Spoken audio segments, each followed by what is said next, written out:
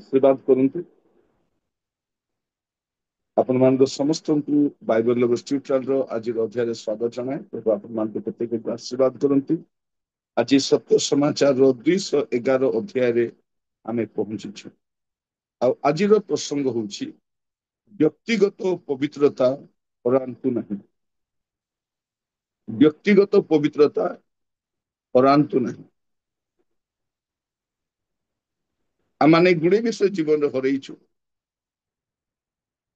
धन हरइछु जमी हरइछु स्वास्थ्य हरइछु सुना गहना हरइछु आमर गुड़े बहुमूल्य विषय गुड़ाक आम हरइछु किंतु आम जीवन रे गोटे विषय को हरइबा कथा नहीं सेटा अछि हमर व्यक्तिगत पवित्रता व्यक्तिगत पवित्रता आ सेटा को आम हल्का रे भी नेबा कथा नु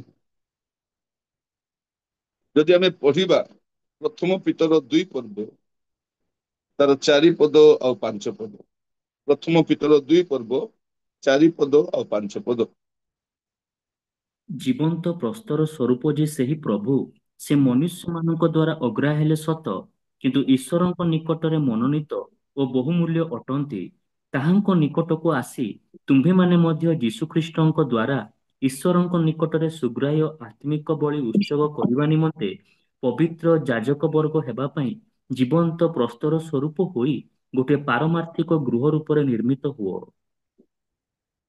ଏଇଠି ଆମେ ଦେଖୁ ଯେ ପ୍ରଭୁ ଯୀଶୁ ଖ୍ରୀଷ୍ଟ ସେ ଜୀବନ୍ତ ପ୍ରସ୍ତର ଅଟନ୍ତି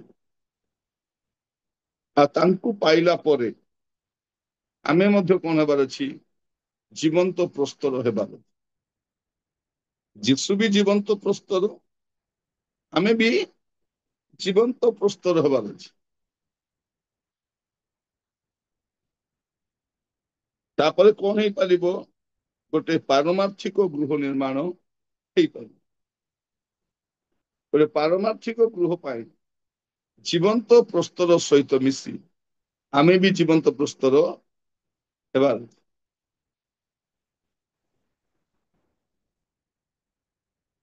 जीसु कौन कहले तुमान तो स्वर्गस्थ पिता जेपरि सिद्ध तुमाने भी सही परि सिद्ध से सिद्ध थिबारु आमे भी सिद्ध हेबार अछि से जीवंत थिबारु आमे भी जीवंत थिबा जीवंत प्रस्तर एई कि कौन करिबा गोटे आत्मिक गृह पारमार्थिक गृह आमे निर्माण करिबा दरकार काहे कि अपन जदि 5 पद पढ़िबे पुनी थरे 5 पद आ 5 पद पढ़ंतु ତାହାଙ୍କ ନିକଟକୁ ଆସି ତୁମ୍ଭେମାନେ ମଧ୍ୟ ଯୀଶୁଖ୍ରୀଷ୍ଟଙ୍କ ଦ୍ୱାରା ଈଶ୍ୱରଙ୍କ ନିକଟରେ ସୁଗ୍ରାହ୍ୟ ଆତ୍ମିକ ବଳି ଉତ୍ସବ କରିବା ନିମନ୍ତେ ପବିତ୍ର ଯାଜକ ବର୍ଗ ହେବା ପାଇଁ ଜୀବନ୍ତ ପ୍ରସ୍ତର ସ୍ୱରୂପ ହୋଇ ଗୋଟିଏ ପାରମାର୍ଥିକ ଗୃହ ରୂପରେ ନିର୍ମିତ ହୁଅ। एबे कोन आमे देखा जाउछि पवित्र याजक वर्ग होई कि आमे कोन करबु आत्मिक बलि उत्सर्ग करिबु कोन हेबु पवित्र याजक हेले आत्मिक बलि उत्सर्ग करू तो आमे पवित्र याजक तापर 9 पद पढ़िबे କିନ୍ତୁ ଯେ ତୁମ୍ଭମାନଙ୍କୁ ଅନ୍ଧକାରରୁ ଆପଣା ଆଶ୍ଚର୍ଯ୍ୟ ଆଲୋକ ମଧ୍ୟକୁ ଆହ୍ୱାନ କରିଅଛନ୍ତି ତୁମ୍ଭେମାନେ ଯେପରି ତାହାଙ୍କ ଗୁଣ କୀର୍ତ୍ତନ କର ଏଥି ନିମନ୍ତେ ତୁମ୍ଭେମାନେ ଏକ ମନୋନୀତ ବଂଶ ରାଜକୀୟ ଯାଜକ ବର୍ଗ ପବିତ୍ର ଜାତି ପୁଣି ଈଶ୍ୱରଙ୍କ ନିଜସ୍ୱ ପ୍ରଜା ହୋଇଅଛ। एबे आमे तो कोन देखुछु राजा सेठी देखलु आमे याजक एठी देखुछु आमे राजा आमे किए आमे होछु याजक वर्ग आमे होछु राजा मान राजकीय लोक कोन करिबा पई ताहांकर गुण कीर्तन करिबा पई प्रथम देखिलु आत्मिक बलि उत्सर्ग करिबा पई माने प्रशंसा करिबा पई एठी आमे कोन देखुछु ताहांकर गुण कीर्तन करिबा पई माने ताहांकर महिमा को प्रकाश करिबा पई साक्षी हेबा पई अन्य पाखरे प्रभुଙ୍କ ପାଇଁ साक्षी हेबा पई चर्च रे आराधना करिबु बाहरे साक्ष्यमय जीवन କାଟିବୁ। ଚର୍ଚ୍ଚ ଭିତରେ ଯାଜକ ଭଳିଆ ଥିବୁ, ବାହାରେ ରାଜା ଭଳିଆ ଥିବୁ। ପ୍ରଭୁ ଆମମାନଙ୍କୁ ଅନୁଗ୍ରହ କରନ୍ତୁ। ଏ ଦୁଇଟା ମଧ୍ୟରେ ଆମେ ଦେଖୁଛୁ ପବିତ୍ର ଜାତି ଆଉ ପବିତ୍ର ଯାଜକ ବର୍ଗ ହେବାର ଅଛି। ପବିତ୍ର ଜାତି, ମନୋନୀତ ବଂଶ। ତେଣୁ ଆମକୁ ଆମର ବ୍ୟକ୍ତିଗତ ପବିତ୍ରତା ହରେଇବାର ନାହିଁ। ଆପଣ କଣ କାମ କରୁଛନ୍ତି ଯାଇ ଆସେନି। ଆପଣ କୁଲି କାମ କରୁଛନ୍ତି, କି ଲେକ୍ଚରର ଅଛନ୍ତି, କି ପୋଲିସ ବିଭାଗରେ ଅଛନ୍ତି, କି ବ୍ୟାଙ୍କରେ କାମ କରୁଛନ୍ତି, କି ନିଜର ବ୍ୟବସାୟ କରିଛନ୍ତି ବା ଦୋକାନ କରିଛନ୍ତି, ବଡ ବିଷୟ ନୁହେଁ। କିନ୍ତୁ ଆପଣଙ୍କୁ ପବିତ୍ର ରହିବାର ଅଛି। ସେବା କଲେ ହବ ନାହିଁ, ପବିତ୍ର ହେଇ ରହିବାର ଅଛି। ଆମେ ଅନେକ ପ୍ରଭୁଙ୍କ ସେବାରେ ବ୍ୟବହାର ହେବା ପାଇଁ ଚାହୁଁଛୁ।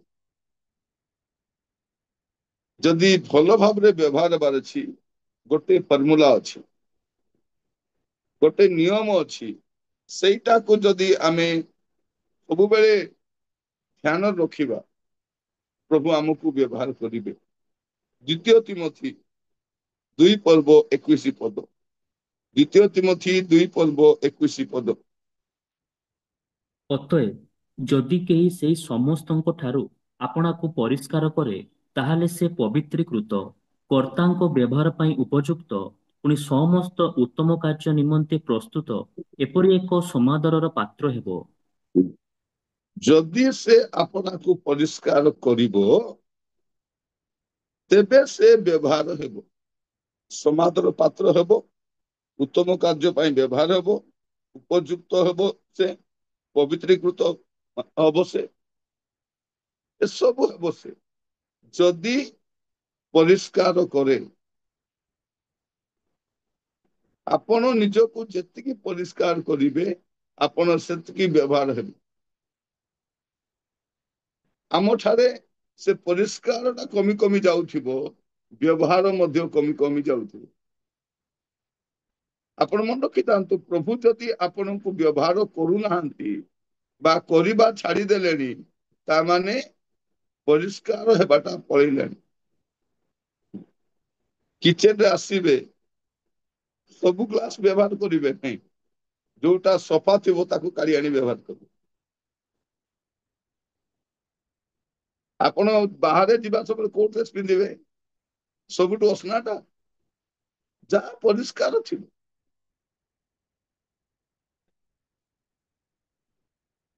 ଆପଣ କୋଉ ଚେୟାରରେ ବସିବେ? ଯୋଉ ଚେୟାର ପରିଷ୍କାର ଥିବ।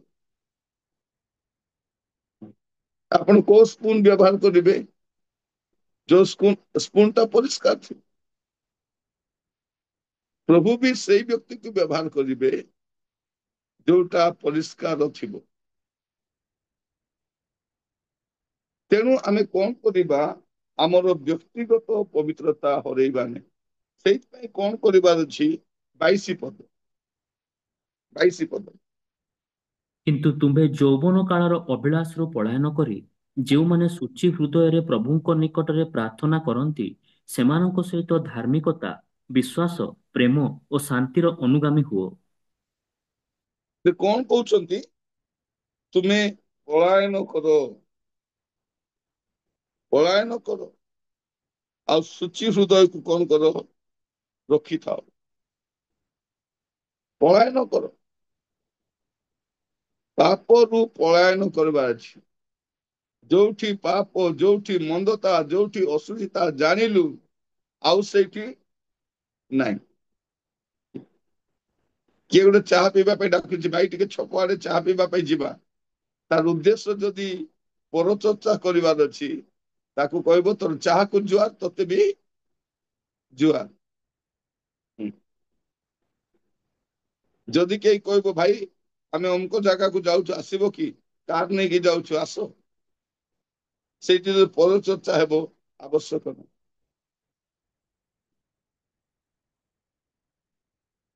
ଚର୍ଚ୍ଚ ସରିଲା ପରେ ଟିକେ ବସିବା।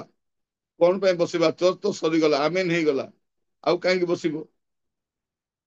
ନାଇଁ, କାହାର ଟିକେ ଚର୍ଚ୍ଚା କରିବାର ଅଛି। ଆପଣ କହିବେ ମୋର କାମ ଅଛି। କିଛି କାମ ନଥିଲେ କମ୍ବଳ ଘୋଡେଇକି ଶୋଇ ପଡନ୍ତୁ, କିନ୍ତୁ ପରଚର୍ଚ୍ଚାରେ ଭାଗ ନିଅନ୍ତୁ ନାହିଁ। ଏଇଟା ମୁଁ କହିବା ପାଇଁ ଚାହେଁ। ଆମେ ପଳାୟନ କରିବାର ଅଛି, ଆମେ ବ୍ୟକ୍ତିଗତ ପବିତ୍ରତା ହରେଇବାନି। ଆମେ ଯଦି ବାଇବଲରେ ଦେଖିବା, ପରମେଶ୍ୱର ବ୍ୟବହାର କରିବା ପୂର୍ବରୁ ସେ କଣ କରୁଛନ୍ତି ଆପଣ ଦେଖିବେ। ଯାତ୍ରା ପୁସ୍ତକ 3 ପର୍ବ 4 ଆଉ 5 ପଦ।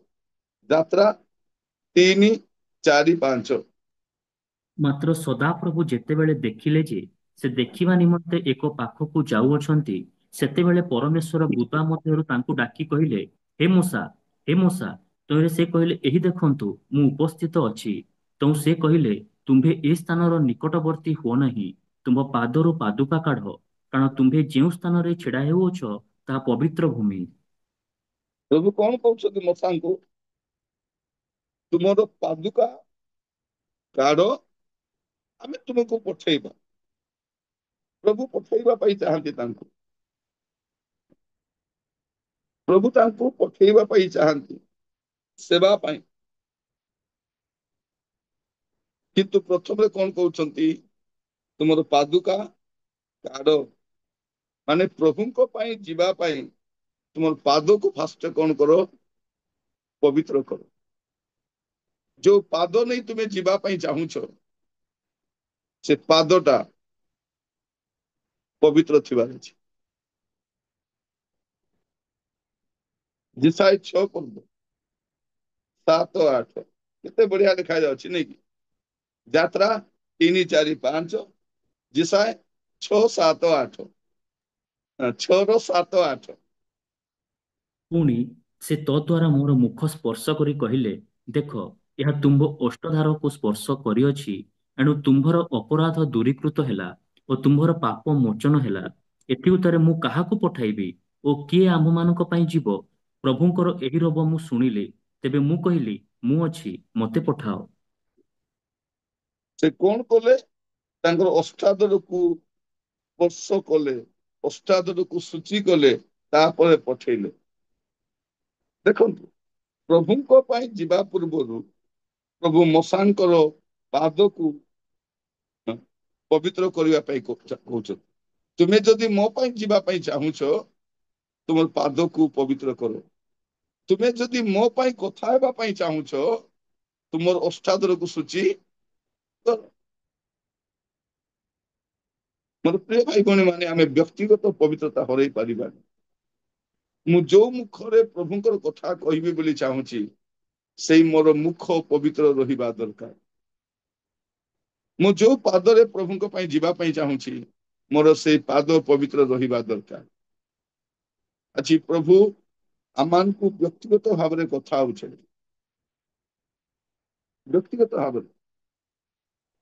ଯଦି ଆପଣ ଦେଖିବେ, ଯିରିମିୟ ତାର 1ମ ଅଧ୍ୟାୟ 5 ପଦ। ଯିରିମିୟ 1ମ ଅଧ୍ୟାୟ ତାର 5 ପଦ। ଉଦର ମଧ୍ୟରେ ତୁମ୍ଭକୁ ଗଢ଼ିବା ପୂର୍ବରୁ ଆମ୍ଭେ ତୁମ୍ଭକୁ ଜାଣିଲୁ। ପୁଣି ଭୂମିଷ୍ଠ ହେବା ପୂର୍ବରୁ ଆମ୍ଭେ ତୁମ୍ଭକୁ ପବିତ୍ର କଲୁ। ଆମ୍ଭେ ତୁମ୍ଭକୁ ନାନା ଦେଶୀୟମାନଙ୍କ ନିକଟରେ ଭବିଷ୍ୟତ୍ ବକ୍ତା କରି ନିଯୁକ୍ତ କରିଅଛୁ। ଭବିଷ୍ୟତ ବକ୍ତା କରି ନିଯୁକ୍ତ କରିବା ପୂର୍ବରୁ କଣ କରିଛୁ? ଆମେ ତୁମକୁ ପବିତ୍ର କରିଛୁ। ଆମେ ଭବିଷ୍ୟତ ବକ୍ତା ହେବା ପାଇଁ ଚାହୁଁଛୁ, କିନ୍ତୁ ତା ପୂର୍ବରୁ ପବିତ୍ର ହେବା ଦରକାର। ପବିତ୍ର ହେବା ଦରକାର। ମୋର ପ୍ରିୟ ଭାଇ ଭଉଣୀ ମାନେ, ପ୍ରଭୁ ଆମମାନଙ୍କୁ ପ୍ରତ୍ୟେକଙ୍କୁ ଅନୁଗ୍ରହ କରନ୍ତୁ, ଆମେ ଯେପରି ଆମର ବ୍ୟକ୍ତିଗତ ପବିତ୍ରତାକୁ ନ ହରାଉ। କାରଣ ଆମେ ସମସ୍ତେ ପ୍ରଭୁଙ୍କର ସେବକ ସେବିକା ଅଟୁ। ପ୍ରତ୍ୟେକ ପବିତ୍ର ଜାତି, ରାଜକୀୟ ଯାଜକ ବର୍ଗ, ବିଶ୍ୱାସୀ ମାନେ କଣ ଅଟନ୍ତି? ସେବକ ସେବିକା ଅଟନ୍ତି, ଦାସ ଦାସୀ ଅଟନ୍ତି। ଆମର ପାଦକୁ ଆମେ କଣ କରିବାର ଅଛି? ପବିତ୍ର କରିବାର ଅଛି। ଆମର ଅଷ୍ଟାଦରକୁ ପବିତ୍ର କରିବାର ଅଛି। ଅଭିଳାଷରୁ ପଳାୟନ କରିବାର ଅଛି, ପାତ୍ରକୁ ପରିଷ୍କାର କରିବାର ଅଛି, ପ୍ରଭୁ ବ୍ୟବହାର କରିବେ। ବ୍ୟକ୍ତିଗତ ପବିତ୍ରତା ଆମେ ହରେଇବାନି। ଆପଣ ଯଦି ଦେଖିବେ ଯାତ୍ରା ପୁସ୍ତକ 28 ପର୍ବ ତାର 2 ଆଉ 3 ପଦ, ଯାତ୍ରା ପୁସ୍ତକ 28 ତାର 2 ଆଉ 3। ତୁମ୍ଭର ଭ୍ରାତା ହାରଣର ଶ୍ରୀ ଓ ଶୋଭା ନିମନ୍ତେ ପବିତ୍ର ବସ୍ତ୍ର ପ୍ରସ୍ତୁତ କରିବ। ଆଉ ଆମ୍ଭେ ଯେଉଁମାନଙ୍କୁ ଜ୍ଞାନଦାୟକ ଆତ୍ମାରେ ପୂର୍ଣ୍ଣ କରିଅଛୁ, ସେହି ସମସ୍ତ ବିଜ୍ଞମନା ଲୋକଙ୍କୁ ଆଦେଶ କର, ଆମ୍ଭ ଉଦ୍ଦେଶ୍ୟରେ ଯାଜକ କର୍ମ କରିବା ନିମନ୍ତେ ହାରଣକୁ ପ୍ରତିଷ୍ଠା କରିବା ପାଇଁ ସେମାନେ ତାହାର ବସ୍ତ୍ର ପ୍ରସ୍ତୁତ କରିବେ। କଣ ବସ୍ତ୍ର? ପବିତ୍ର ବସ୍ତ୍ର। ମାନେ ଯାଜକର ବସ୍ତ୍ର କେମିତି ଥିବାର ଅଛି? ଦାମିକା ବସ୍ତ୍ର ନାହିଁ, ବ୍ରାଣ୍ଡେଡ ବସ୍ତ୍ର ନାହିଁ। କଣ ବସ୍ତ୍ର? ଧଳା ବସ୍ତ୍ର ନାହିଁ, ପବିତ୍ର ବସ୍ତ୍ର।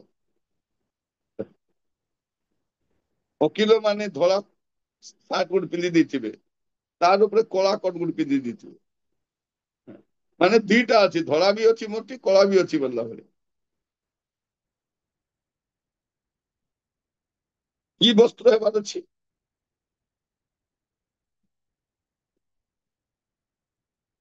ତୁମର ଭ୍ରାତା ହାରଣର ଶ୍ରୀ ଓ ଶୋଭା ନିମନ୍ତେ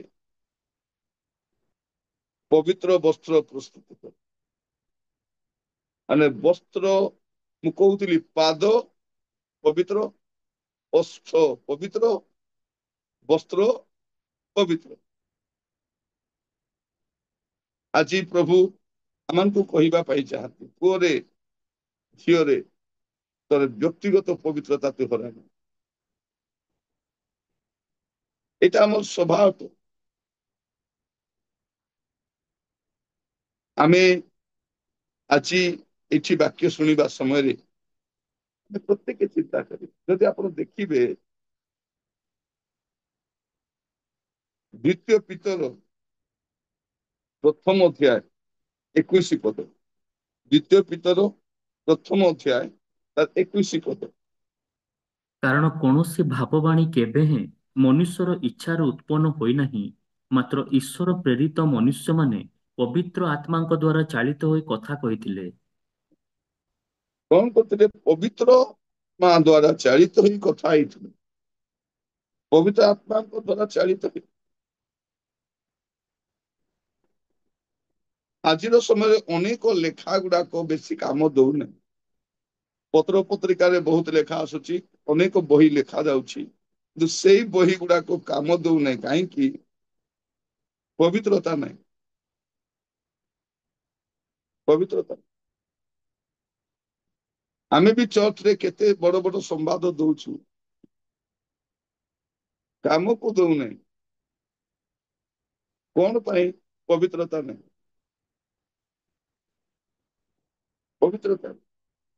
ଯଦି ଆମେ ପବିତ୍ର ହେବା ଆଉ ଗୀତ ବୋଲିବା, ପବିତ୍ର ହେବା ପ୍ରଚାର କରିବା, ପବିତ୍ର ହେବା ସେବା କରିବା, ତେଣୁ ଆମେ ଆମର ବ୍ୟକ୍ତିଗତ ପବିତ୍ରତାକୁ ହରେଇବାନି। ସେଦିନ ଅନେକ ପ୍ରଭୁଙ୍କର ଦାସ ମାନେ ସେବା କରୁଛନ୍ତି, କିନ୍ତୁ ଆପଣ ଦେଖିବେ ମାଥିଉ ତାର 23 ପର୍ବ 24-26, ମାଥିଉ 23-24-26। ରେ ଅନ୍ଧ ପଥ ପ୍ରଦର୍ଶକମାନେ, ତୁମ୍ଭେମାନେ ମୂଷାକୁ ଛାଣୁଥାଅ କିନ୍ତୁ ଓଟକୁ ଗିଳୁଥାଅ। ହାୟ ଦଣ୍ଡର ପାତ୍ର କପଟୀ ଶାସ୍ତ୍ରୀ ଓ ଫାରୁସୀମାନେ, କାରଣ ତୁମ୍ଭେମାନେ ଗିନା ଓ ଥାଳିର ବାହାର ପରିଷ୍କାର କରୁଥାଅ, ମାତ୍ର ଭିତରେ ସେଗୁଡାକ ଲୁଣ୍ଠନ କର୍ମ ଓ ଇନ୍ଦ୍ରିୟ ସେବାରେ ପରିପୂର୍ଣ୍ଣ। ହେ ଅନ୍ଧ ଫାରୁସୀ, ଆଗେ ଗିନାର ଭିତର ପରିଷ୍କାର କର, ଯେପରି ସେଥିର ବାହାର ମଧ୍ୟ ପରିଷ୍କୃତ ହେବ। ଏଠି କଣ ଲେଖାଯାଉଛି? ଏମାନେ ବାହାରେ ଖାଲି ପରିଷ୍କାର ଦେଖାଯାଉଛି, ଆପଣ ଆଉ ମୁଁ ଖାଲି ବାହାରେ ଭଲ ଦେଖାଯାଉଛୁ, ଭିତରେ କେମିତି ଅଛି? ଭିତରେ ଆମର ଭିତର ଅବସ୍ଥା ଥରେ ଜଣେ ଲୋକ ଯଦି ଜାଣିଥାନ୍ତା ବୋଲି କହିଲେ ଆମ ଆଡକୁ ଅନେଇ ବି ନଥାନ୍ତା। ଅନେଇ ବି ନଥାଏ। ଅନେକ ପ୍ରଭୁଙ୍କର ଦାସ ମାନେ ବାହାରେ ବହୁତ ପ୍ରଚାର କରି ବୁଲନ୍ତି, ଗାଁରେ କେହି ଅନେଇ ବି ଦେଖନ୍ତି ନାହିଁ। କାହିଁକି? ସେ କହି ବୁଲୁଥିବେ କଣ ବୋଲି କରି, ଗାଁର ଲୋକମାନେ ମୋ ଉପରେ ଟିକେ ଜଳୁଛନ୍ତି ତ, ପ୍ରଭୁ ମତେ ବ୍ୟବହାର କରୁଛନ୍ତି ବୋଲି ଏମାନେ ଟିକେ, ନାଇଁ, ପ୍ରଭୁ ବ୍ୟବହାର କରୁଛନ୍ତି ବୋଲି ଜଳୁନାହାନ୍ତି, ଅସଲ ରୂପ ଜାଣିଛନ୍ତି, ଅସଲ ରୂପ ଜାଣିଛନ୍ତି। ସେଇଥିପାଇଁ ଗାଁ ଲୋକ ତାକୁ ପଚାରୁନାହାନ୍ତି। ଆମେ ଖାଲି କହିଦଉଛୁ, ନାଇଁ ଆଜ୍ଞା, ଗାଁ କନିଆ ଶିଙ୍ଗାଣି ନାକି, ଗାଁ କନିଆ ଶିଙ୍ଗାଣି ନାକି। ସେ ଶିଙ୍ଗାଣି ନାକି ଯଦି ଭଲ ହେଇଥିବ, ବାହାଘର ଦିନ ଜାଣିବେ ସେ ଶିଙ୍ଗାଣି ନାକି ନାହିଁ। ଭଲ ହିଁ ରହିବାର ଅଛି। ପ୍ରଭୁ ଆମକୁ ଅନୁକୂଳ କରନ୍ତୁ। ଗାଁରେ ଆମକୁ ପଚାରନ୍ତୁ କି ନ ପଚାରନ୍ତୁ, ଆମର ଘର କେମିତି ଅଛି ଯାଇ ଆସେ ନାହିଁ, ଆମର ଗାଡି ଅଛି ନା ନାଇଁ ଯାଇ ଆସେ ନାହିଁ, ଆମେ କେତେ ପାଠ ପଢିଛୁ ଯାଇ ଆସେ ନାହିଁ, ଆମେ କେତେ ପବିତ୍ର ଅଛୁ, କେତେ ପବିତ୍ର ଅଛୁ। ଅନେକ ପ୍ରଭୁଙ୍କର ଦାସ ମାନଙ୍କ ବିଷୟରେ ଆମେ ଶୁଣିଛୁ, ପବିତ୍ର ଥିଲେ ସେମାନେ, ପବିତ୍ର ଥିଲେ, କିଛି ନଥିଲା, ସେମାନଙ୍କର ଅନୁଷ୍ଠାନ ନଥିଲା, 10ଟା ସେବକ ତାଙ୍କ ସାଙ୍ଗରେ ନଥିଲେ, କୋଉଠୁ ଦରମା ପାଉନଥିଲେ, ଯାହା ପ୍ରଭୁ ଯୋଗାଉଥିଲେ ଖାଉଥିଲେ, କିନ୍ତୁ ପବିତ୍ରତା ହରେଇ ନାହାନ୍ତି ସେମାନେ। ଆଜି ଆମମାନେ ମଧ୍ୟ ପ୍ରଭୁଙ୍କ ପାଖରେ ପ୍ରାର୍ଥନା କରିବା, ପ୍ରଭୁ ଆମର ତ ସ୍ୱାସ୍ଥ୍ୟ ବି ଦିନକୁ ଦିନ କ୍ଷୀଣ ହେଇଯାଉଛି, ଆମମାନଙ୍କ ଅର୍ଥ ବି ଦିନକୁ ଦିନ ସରି ସରି ଯାଉଛି, ଆମମାନଙ୍କ ସେବା ସମାପ୍ତ ହେଇଯାଉ, ମାତ୍ର ପବିତ୍ରତା ସମାପ୍ତ ନ ହଉ। ଆମଠି ପବିତ୍ରତା ରହିବାର ଅଛି। ଆଜି ଆମମାନଙ୍କ ଘରେ ଦାମିକା ଦାମିକା ଜିନିଷ, ଏବେ ଅଫର ଆସିଲାଣି, ଏବେ ଦେଖୁଥିଲେ ଯୁବାମାନେ ଗୋଟେ ନୂଆ ମୋବାଇଲ ଆସିଛି, ସେଇଟା କିଣିବା ପାଇଁ ପୁରା ଭିଡରେ ଗଳା ଚକଟା ହେଇ ମରା ପିଟା ହେଇଯାଉଛନ୍ତି।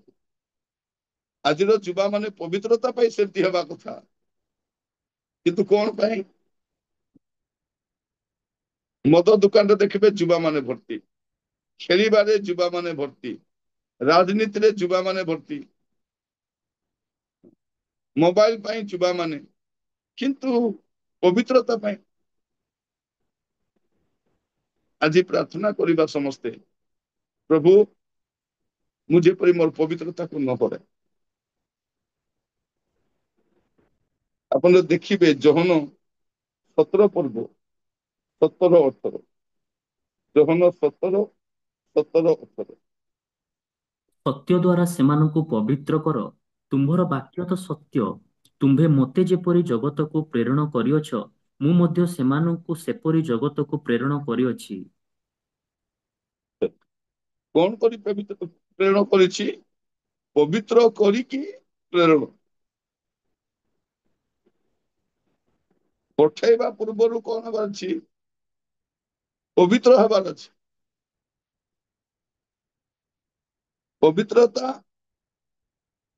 ସେମାନଙ୍କୁ ପବିତ୍ର କର ଆଉ ସେମାନଙ୍କୁ ପଠାଅ। ମୋର ପ୍ରିୟ ଭାଇ ଭଉଣୀ ମାନେ, ବେଳେ ବେଳେ କଣ ହୁଏ, ପ୍ରଭୁ ଆମକୁ ଆଶୀର୍ବାଦ କରନ୍ତି, ପ୍ରଭୁ ଆମକୁ ବ୍ୟବହାର କରନ୍ତି, ପ୍ରଭୁ ଆମକୁ ଧନ ସମ୍ପତ୍ତି ଦିଅନ୍ତି, ୟା ଭିତରେ ଆମେ ଏ ସଫଳତାରେ ଆମେ ଅନ୍ଧ ହେଇଯାଉ, ଆଉ କଣ କହିଥାଉ, ପ୍ରଭୁ ଯଦି ମୋର ଜୀବନରେ ଖୁସି ନଥାନ୍ତେ, ମତେ ବ୍ୟବହାର କରିଥାନ୍ତେ କି? ମତେ ଘର ଦେଇଥାନ୍ତେ କି? ମତେ ଆଶୀର୍ବାଦ କରିଥାନ୍ତେ କି? ଆମେ ସଫଳତାରେ ଅନ୍ଧ ହେଇଯାଉ। ମୋର ପ୍ରିୟ ଭାଇ ଭଉଣୀ ମାନେ, ପ୍ରଭୁ ବ୍ୟବହାର କରୁଛନ୍ତି ତାର ମାନେ ନୁହେଁ ଯେ ମୁଁ ପବିତ୍ର ଅଛି।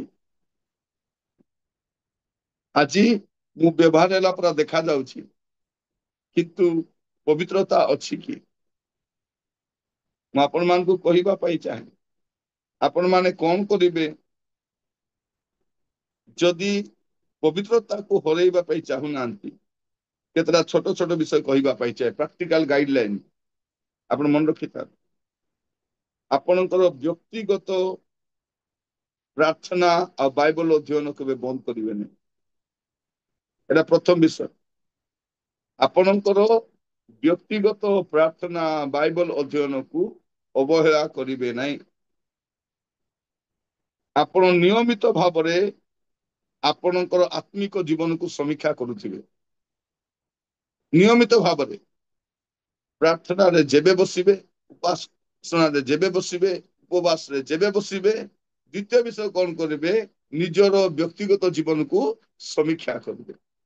ତୃତୀୟ ବିଷୟ, ଯାହା ପ୍ରଭୁ ଜଣେଇଲେ ସେତେବେଳେ ତାର ସମାଧାନ କରିଦେବେ, ତାକୁ ଆଉ ଲମ୍ବାଇବେ ନାହିଁ। ପ୍ରଭୁ ଯାହା କହିଲେ ଯୋଉ ବିଷୟ ସେଠି ସେଟେଲ, ତାକୁ ଆଉ ବଢେଇବେ ନାହିଁ। କାହା ସହିତ ମନମାଳିନ୍ୟ ହେଲା ସାଙ୍ଗେ ସାଙ୍ଗେ ମିଳାମିଶା, କାହା ସହିତ ଅପଡ଼ ହେଲେ ସାଙ୍ଗେ ସାଙ୍ଗେ ମିଳାମିଶା, ଆଉ ଡେରି ନାହିଁ। ପ୍ରଭୁ ଆପଣଙ୍କୁ ସଂଶୋଧନ ହେବା ପାଇଁ କହିଲେ ତାକୁ ସାଙ୍ଗେ ସାଙ୍ଗେ ସେଇଟା ଏକ ସଂଶୋଧନ ହେଇଯିବାର ଅଛି। ଆଉ କଣ କରିବେ? ନିଜ ପ୍ରତି ଟିକେ କଠୋର ହେବେ। ନିଜକୁ କଣ କରିବେ? ନିଜ ପ୍ରତି କଠୋର ହେବାର ଅଛି। ପାଉଲ କଣ କହୁଛନ୍ତି? ମୁଁ ମୋର ଶରୀରକୁ ବଶରେ ରଖିଅଛି। ମୋର ଶରୀରକୁ ମୁଁ ବଶରେ ରଖିଛି। এইগুଡାକ ପ୍ରତି ଯଦି ଆପଣ ଧ୍ୟାନ ଦେବେ, ଆପଣ ବ୍ୟକ୍ତିଗତ ପବିତ୍ରତା ହରାଇବେନି। କଠୋର ହୁଅନ୍ତୁ। ଯିବି ନାହିଁ, ଯିବି ନାହିଁ, ଦେଖିବି ନାହିଁ, ଦେଖିବି ନାହିଁ, ଖାଇବି ନାହିଁ, ଖାଇବି ନାହିଁ, କହିବି ନାହିଁ, କହିବିନି। ଯା କହିବାକୁ ଇଚ୍ଛା ଲାଗୁଥିବ, ଟିକେ କହିବି କି ବୋଲିଲା ଭଳିଆ ତାକୁ ଟିକେ ଦେଖବା ପାଇଁ ଇଚ୍ଛା ଲାଗୁଥିବ, ତା ଘରେ ଟିକେ ଯାଇ ବସିକି ଚାହା ପିଇବା ପାଇଁ ଇଚ୍ଛା ଲାଗୁଥିବ, ତାର ହସ ଟିକେ ମନେ ପଡି ଯାଉଥିବ। ହଁ, ଆପଣ କହିବେ ନାହିଁ। ଏଇଟା ମନେ ରଖିଥା, ଟିକେ ନିଜ ପ୍ରତି କଠୋର ହୁଅନ୍ତୁ, ଲଗାମ ଦିଅନ୍ତୁ। ଯଦି ନିଜ ପ୍ରତି ଆପଣ କଠୋର ହେବେ ନାହିଁ, ନିଜକୁ ଶାସନ କରିପାରିବେନି।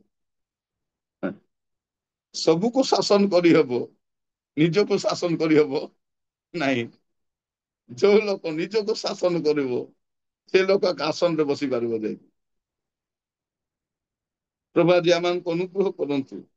ଆଜିର ବାକ୍ୟ ଶୁଣିବା ସମୟରେ ଆମେ ଯେପରି ନିଜର ଜୀବନକୁ ଆମେ ରକ୍ଷା କରିପାରିବା। ପ୍ରଭୁ ଆମମାନଙ୍କୁ ଅନୁଗ୍ରହ କରନ୍ତୁ ନିଜର ଜୀବନକୁ ନିଜେ ରକ୍ଷା କରିବା। ମୁଁ ସେଦିନ କହୁଥିଲି ଆପଣଙ୍କୁ, ପରମ ଗୀତ ତାର ପ୍ରଥମ ଅଧ୍ୟାୟ 6 ପଦରେ, ମୁଁ ମୋର ଦ୍ରାକ୍ଷା କ୍ଷେତ୍ର ରକ୍ଷା କରିନାହିଁ ବୋଲି ସେ କହୁଛନ୍ତି। ପଢିବେ କି ଟିକେ?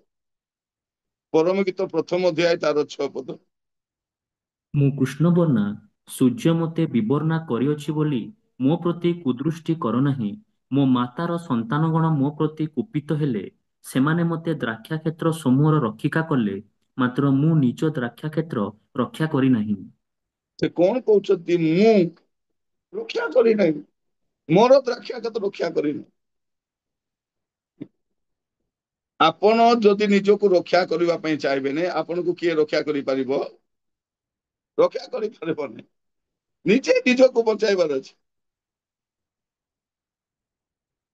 ଆଜିର ସମୟରେ ଆପଣଙ୍କ ପାଇଁ କାହାର ଚିନ୍ତା ନାହିଁ। ନିଜେ ବି ଯଦି ନିଜ ପାଇଁ ଚିନ୍ତା କରିବେନି, କିଏ ଚିନ୍ତା କରିବ? ଏବେ ଯୁବା ପୁଅ ଝିଅ ଅଛନ୍ତି, ଆପଣ ଯାହାକୁ ଇଚ୍ଛା କଥା ହେଇପାରିବେ। ବାପା ମା କଣ ପାଖରେ ବସିଥିବେ ସବୁବେଳେ? ବାପା କୋଉଠି, ମା କୋଉଠି, ମୁଁ କୋଉଠି, ଫୋନ ଧରିଲେ ତ ହେଲା। ଟିକେ ବାହାରେ ଯାଇ ହାଲୋ ହାଲୋ କରିଦେଲେ ଛିଡିଗଲା ମାନେ ହେଇଯିବ। ବିବାହିତ ଲୋକମାନଙ୍କୁ ବି କେତେ ଫୋନ ଆସୁଥିବ।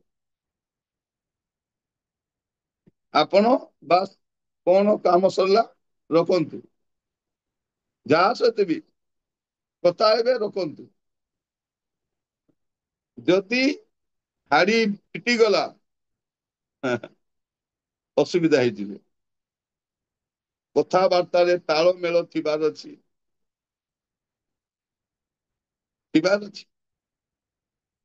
ଆଜିକାଲି କହୁଥିବେ ଗୋଟେ, ଭାବୁଥିବେ ଆଉ ଗୋଟେ।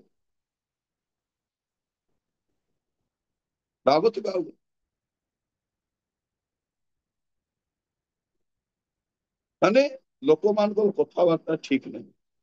ଏମିତି ସମୟରେ ଆମର ବ୍ୟକ୍ତିଗତ ପବିତ୍ରତା ଆମେ ହରେଇବାର ନାହିଁ। ପ୍ରଭୁ ବ୍ୟବହାର କରିବେ। ଆପଣ ଦେଖିବେ ଦ୍ୱିତୀୟ ବଂଶାବଳୀ 16 ପର୍ବ 9 ପଦ, ଗୋଟେ ପ୍ରତିଜ୍ଞା। ଏଟା ଏଟା ଏଇ ପ୍ରତିଜ୍ଞାଟା ମନେ ରଖିଥିବେ। ଦ୍ୱିତୀୟ ବଂଶାବଳୀ 16 ପର୍ବ 9 ପଦ। କାରଣ ସଦାପ୍ରଭୁଙ୍କ ପ୍ରତି ଯେଉଁମାନଙ୍କର ଅନ୍ତଃକରଣ ସିଦ୍ଧ ଥାଏ, ସେମାନଙ୍କ ସପକ୍ଷରେ ଆପଣାକୁ ବଳବାନ ଦେଖେଇବା ପାଇଁ ତାହାଙ୍କର ଚକ୍ଷୁ ପୃଥିବୀର ସର୍ବତ୍ର ଏଣେତେଣେ ଦୌଡ଼ୋଇ ଏ ବିଷୟରେ ତୁମ୍ଭେ ଅଜ୍ଞାନର କାର୍ଯ୍ୟ କରିଅଛ, ଏଣୁ ଏହି ସମୟଠାରୁ ତୁମ୍ଭ ପ୍ରତି ଯୁଦ୍ଧ ଘଟିବ। ଲେଖା ହେଇଛି କଣ ବୋଲି? କାରଣ ସଦାପ୍ରଭୁଙ୍କ ପ୍ରତି ଯୋଉମାନଙ୍କ ଅନ୍ତଃକରଣ ସିଦ୍ଧ ଥାଏ, ଯେମାନେ ଆପଣ ବ୍ୟକ୍ତିଗତ ପବିତ୍ରତାକୁ ରକ୍ଷା କରନ୍ତି, ସେମାନଙ୍କ ସପକ୍ଷରେ ଆପଣାକୁ ବଳବାନ ଦେଖେଇବା ପାଇଁ ତାହାଙ୍କର ଚକ୍ଷୁ ପୃଥିବୀର ସର୍ବତ୍ର ଏଣେ ତେଣେ ଦୌଡଇ। ପ୍ରଭୁଙ୍କର ଆଖି ଖୋଜି ବୁଲୁଛି, କାହାକୁ ବ୍ୟବହାର କରିବି। ଯଦି ପ୍ରଭୁଙ୍କର ଦୃଷ୍ଟିରେ ଆପଣ ସିଦ୍ଧ ଥିବେ, ପବିତ୍ର ଥିବେ, ପ୍ରଭୁ ଆପଣଙ୍କୁ ବ୍ୟବହାର କରିବେ। ପ୍ରଭୁ ଆପଣଙ୍କୁ ବ୍ୟବହାର କରିବେ। ପ୍ରଭୁ ମତେ ବ୍ୟବହାର କରିବେ। ତେଣୁ ଆମେ ଆମର ବ୍ୟକ୍ତିଗତ ପବିତ୍ରତା, ଆଜି ପ୍ରଭୁ ମତେ ବ୍ୟବହାର କରୁଛନ୍ତି। ଆଜି ମୁଁ ଗୀତ ଗାଉଛି, ଆଜି ମୁଁ ୱର୍ସିପ ଲିଡ୍ କରୁଛି,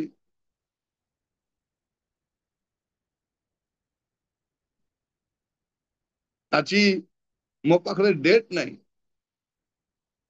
ଯେବେ ଡାକିଲେ ମଧ୍ୟ ନାହିଁ, ମୋର ଡେଟ୍ ନାହିଁ, ମୋର ଡେଟ୍ ନାହିଁ। ଯୋଉଦିନ ପ୍ରଭୁ ଛାଡିଦେବେ, ସବୁ ଡେଟ୍ ତମ ପାଖରେ ଥିବ। ମୋର ପ୍ରିୟ ମାନେ, ଗୋଟେ ଟାଇମ ଆସିବ ଯଦି ବ୍ୟକ୍ତିଗତ ପବିତ୍ରତା ଆମେ ହରେଇ ବସିବା। ଭାବି ଦେଖନ୍ତୁ, ପ୍ରଭୁ କଣ କହୁଛନ୍ତି ମୂଷାଙ୍କୁ? ତମର ପାଦୁକା କାଢ। ତୁମେ ମୋ ପାଇଁ ଯିବା ପାଇଁ ଚାହୁଁଛ, ଆଗ ପାଦୁକା। ଯିଶାଇକୁ କହୁଛନ୍ତି ତମର ଅଷ୍ଟାଦରକୁ ପବିତ୍ର। ଆଜି ପ୍ରାର୍ଥନା କରିବା ସମସ୍ତେ, ଆମର ବ୍ୟକ୍ତିଗତ ପବିତ୍ରତାକୁ ହରେଇବା। ସ୍ୱାସ୍ଥ୍ୟ ହାନି ହେଇପାରେ, ପଇସା ପତ୍ର ନଷ୍ଟ ହେଇପାରେ, ଜମିବାଡି ପଳେଇ ପାରେ, ବନ୍ଧୁବାନ୍ଧବ ମଧ୍ୟ ଛାଡି ଦେଇ ପାରନ୍ତି, କିନ୍ତୁ ପବିତ୍ରତା ହରେଇବାନି। ପ୍ରାର୍ଥନା କରିବା ପାଇଁ ଯିବା। ଆମେ ପ୍ରାର୍ଥନା କରିବା ପାଇଁ ଯିବା, ଚକ୍ଷୁ ବନ୍ଦ କରିବା, ପ୍ରାର୍ଥନା କରିବା ପାଇଁ ଯିବା। ମୁଁ ଅନୁରୋଧ କରିବି, ଆମମାନଙ୍କ ମଧ୍ୟରେ ପ୍ରଭୁଙ୍କ ଦାସ ନିର୍ମଳ ଭାଇ ଅଛନ୍ତି, ପ୍ରାର୍ଥନା କରିବେ ଏବଂ ଆଶିଷ ପ୍ରାର୍ଥନା କରିବେ। ଆସନ୍ତୁ ପ୍ରାର୍ଥନା କରିବା। ସ୍वर्ଗୀୟ ପିତା, ଆମେ ତୁମକୁ ଧନ୍ୟବାଦ ଦଉଛୁ, ଧନ୍ୟବାଦ ଦଉଛୁ, ଧନ୍ୟବାଦ ଦଉଛୁ ରାଜା। ବ୍ୟକ୍ତିଗତ ପବିତ୍ରତା ଯେ କେତେ ଆବଶ୍ୟକ ରହିଛି ପ୍ରଭୁ। ବ୍ୟକ୍ତିଗତ ପବିତ୍ରତା ହରେଇବାରୁ ଅନେକ ଜଣ ସେମାନେ ସେମାନଙ୍କର ଅଭିଷେକକୁ ହରେଇଛନ୍ତି। ମାତ୍ର ବ୍ୟକ୍ତିଗତ ପବିତ୍ରତା ଆମକୁ ଧରି ରଖିବା ପାଇଁ ତୁମେ ଆଜି ଆମମାନଙ୍କୁ ପରାମର୍ଶ ଦେବ।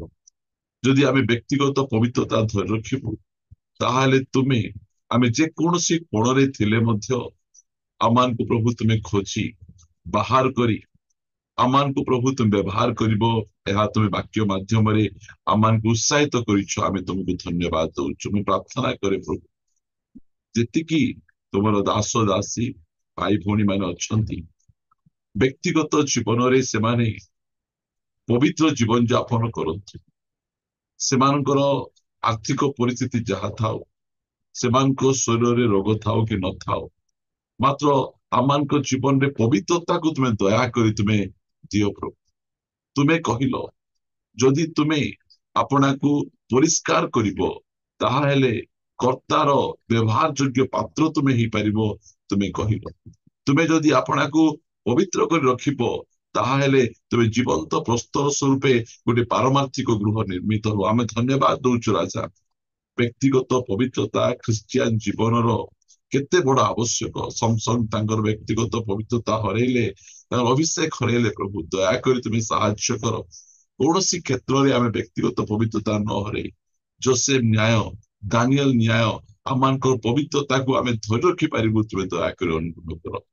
ଆମେ ତୁମକୁ ଧନ୍ୟବାଦ ଦଉଛୁ। 211 ନମ୍ବର ଅଧ୍ୟାୟରେ ମଧ୍ୟ ତୁମେ ଆମମାନଙ୍କ ସହିତ ଅତି ସୁନ୍ଦର ଭାବରେ କଥାବାର୍ତ୍ତା ହେଲ। ଆଉ ପ୍ରଭୁ ତୁମେ ଆମମାନଙ୍କୁ ପ୍ରଭୁ ଉପଯୁକ୍ତ ସତ୍ୟ ସମାଚାର ମାଧ୍ୟମରେ ସତ୍ୟ ପରାମର୍ଶ ତୁମେ ଦେଇଛ।